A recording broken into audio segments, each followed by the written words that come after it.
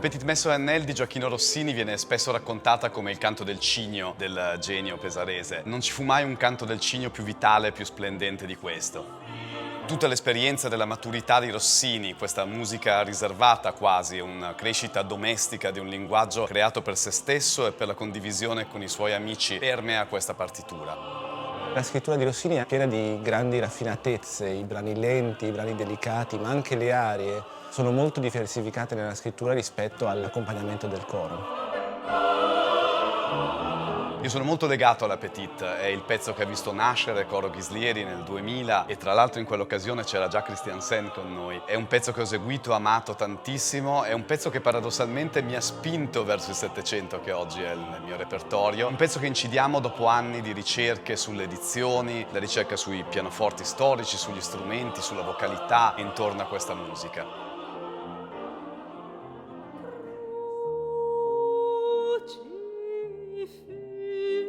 Cette petite messe solennelle de Rossini, elle arrive à un moment dans notre vie où la situation du monde est très difficile. Pour moi, c'est un petit peu comme une caresse. Il y a des représentations de la foi qui sont dures, les Stabat Mater qui sont dans la douleur très forte, les requiem.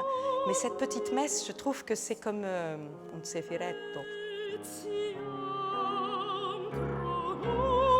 Non solo la Fondazione Rossini ha patrocinato questa registrazione, ma Davide Da Olmi, che ha curato l'edizione critica, è stato con noi per la fase di preparazione, per le prove, per la registrazione stessa ed è stato preziosissimo per andare a fondo del suo lavoro e per capire veramente la genesi di quest'opera così importante.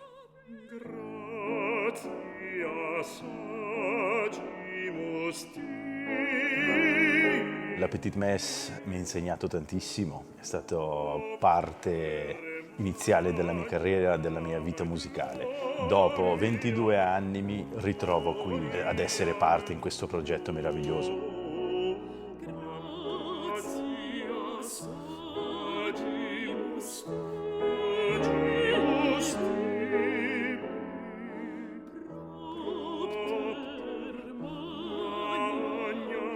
La voce di contralto è molto amata da Rossini. L'ultima aria infatti è affidata al contralto. L'Agnus Dei è un'aria di grande intensità, suscita profonde emozioni sia nell'ascoltatore che per chi lo canta.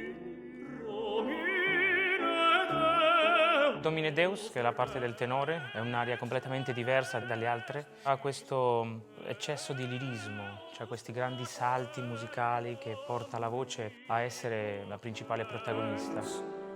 Non è la prima incisione su strumenti storici della Petite, ma è la prima che associa agli strumenti storici l'utilizzo della nuova edizione critica della Fondazione Rossini. La genesi di quest'opera è estremamente complessa e l'edizione critica era necessaria per capirne tutte le sfumature.